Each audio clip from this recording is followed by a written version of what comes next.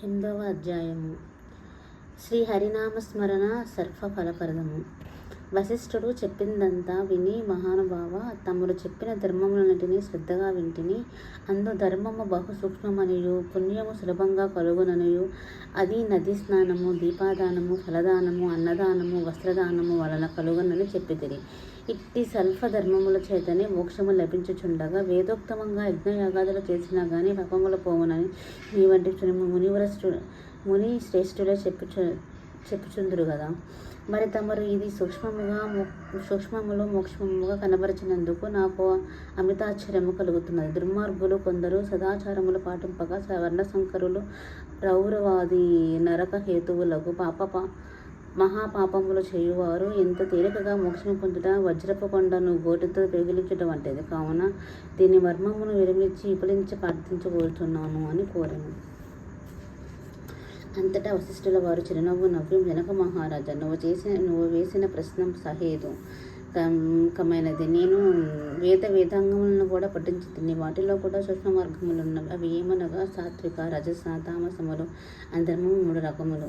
సాత్వికమనగా దేశకాల పాత్రలు మూడును సమకూడిన సమయమును సత్వమును గుణము జనించి ఫలంతమున పరమేశ్వరార్పితము కావించి మనోవాక్కాయం క్రమలచే నొనర్చిన ధర్మము అధర్మమునందు ఎంతయో ఆధిక్యత కలదు.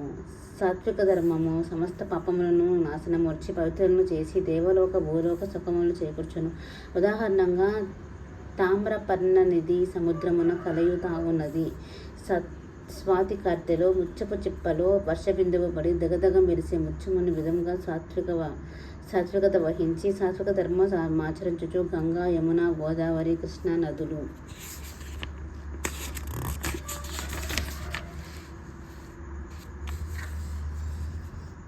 పుష్కరాలు మొదలైన పుణ్యకాలమందు దేవాలయమందు వేదములు పఠించి సదాచారుడై కుటుంబీకుడై బ్రాహ్మణునకు ఎంత స్వల్పదానము చేసినను, లేక నదీ తీరమునందున దేవాలయంలో జపతపాదులోనరించినను విశేష ఫలమును పొందగలరు. రాక్షస ధర్మమునగా ఫలాపేక్ష కలిగి స్తోత్ర వ్యక్తులను విడిచి చేసిన ధర్మము ఆ ధర్మ పునర్జన్మ హేతువై కష్టసుఖాలు కలిగించున్నది అగును. తామస ధర్మమునగా శాస్త్రోక్త విధులను విడిచి దేశకాల పాత్రలు సమకూడవి సమయమున డంబికా చలనార్థం చేయు ధర్మం ఆ ధర్మ ఫలము వినియను. దేశకాల పాత్రలు సమకూడినప్పుడు తెలిసి గాని తెలియక గాని ఏ స్వల్ప ధర్మము చేసినను గొప్ప ఫలము నిచ్చును. అనగా పద్దెకట్టెల గుట్ట చిన్న అగ్ని కనుమలతో భస్మమగునట్లు శ్రీమన్నారాయణ నామము తెలిసి గాని తెలియక గాని ఉచ్చరించిన వారి సకల పాపములు పోయి ముక్తునందుదు. దానికి ఒక ఇతిహాసము కలదు. అజామ్యులుని కథ. పూర్వకాలమునందు కన్యాకుబ్జము నగరమున 4 వేదములు చదివిన ఒక విప్రుడు గలడు. అతని పేరు సత్యవ్రతుడు. అతనికి సకల సద్గుణ రాశయ్యకు హేమవతి అను భార్య గలదు. ఆ దంపతులను అన్యోన్య ప్రేమ కలిగి అపూర్వ దంపతులని పేరు పడిసిరి. వారికి చాలా కాలము నాకు లేక ఒక కుమారుడు జన్మించెను. వారి బాలుని అది ధారాళముగా పెంచుచు ఆజమేలుని నామకరణం చేసిరి. ఆ బాలుడు దినదిన వివర్ధనమడుచు అది గారాపం వలన పెద్దలను కూడా నిరక్షము చూచుచు దుష్ట సావాసములను చేయుచుచు విద్య అభ్యసింపగా బ్రాహ్మణ ధర్మములను పాటించగా సంచరించుచు చుండెను. ఈ విధంగా నుండగా కొంతకాలమున యవ్వనము రాగా కామాంధుడై మంచి చెట్టులు మరిచి యజ్ఞోపవీతము తెంచి మద్యం సేవించుచు ఒక ఎరుకల జాతి స్త్రీలను వలిచి నిరంతరం నమ్మముతోనే క్రామక్రీడలో తేలియాడుచు ఇంటికి రాకుండా తల్లిదండ్రులను మరిచి ఆమె ఇంటనే భుజించుచుండెను. అతి గారాభము ఎట్లు పరిణమించినదో వంటి రాజా తమ బిడ్డలపై ఎంత అనురాగమును పైకి తెలియపరచగా చిన్ననాటి నుంచి అదుపు అగ్నితో నుంచకపోయిచుండలా ఈ విధంగానే జరుగును. కావున అజమేలుడు కులభ్రష్టుడు కాక వాని బంధువదనని విడిచిపెట్టిరి. అందులకు అజమేలుడు రెచ్చిపోయి వేట వలన పక్షులను జంతువులను చంపుతూ కిరావృత్తిలో జీవించుచుండెను. ఒక రోజున ఆ 2 ప్రేమికులు అడవిలో వేటాడుతూ ఫలము కోయుచుండగా ఆ స్త్రీ తేనెపట్టుపై చెట్టెక్కి తేనెపట్టు తీయబోగా కొమ్మ విరిగి కిందపడి చనిపోయాను. అజమేలుడు ఆ స్త్రీపై బడి కొంతసేపు ఈడ్చి తర్వాత అడవి అందే ఆమె దహనము చేసి ఇంటికి వచ్చాను. ఆ ఎరుకల దానికి అంతకుముందే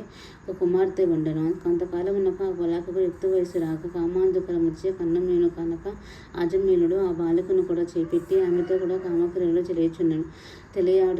తేలియాడుచుండెను. వారికి 2 కొడుకులు కలిగిరి.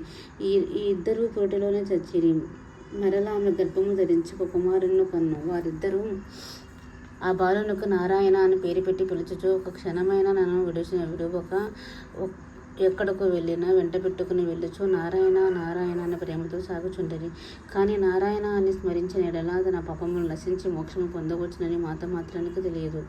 ఇట్లు కొంతకాలము జరిగిన తరువాత అజమీరునకు శరీరము పట్టుతము తగ్గి రోగస్థుడై మంచము పట్టి చావునకు సిద్ధపడినను. ఒకనాడు భయంకర ఆకారంతో పాసాది ఆయుధములతో నమ్మపట్టులు ప్రత్యక్షమైన వారిని చూసి అజమీరుడు భయము చెంది కుమారునిపై ఉన్న వాత్సల్యము వలన ప్రాణములు లేక నారాయణ నారాయణ అనుసరిన ప్రాణములు విడిచెను.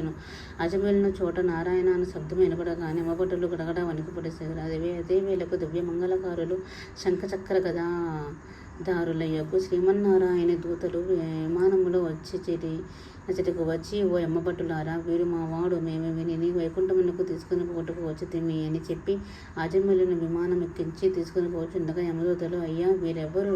దుర్మార్గుడు విని నరకమునకు తీసుకుని పోవటముకు వచ్చితిమి వారిని మాకు బడులు కాక అని విష్ణుదూతలు ఇట్లు చెప్పెదిరి.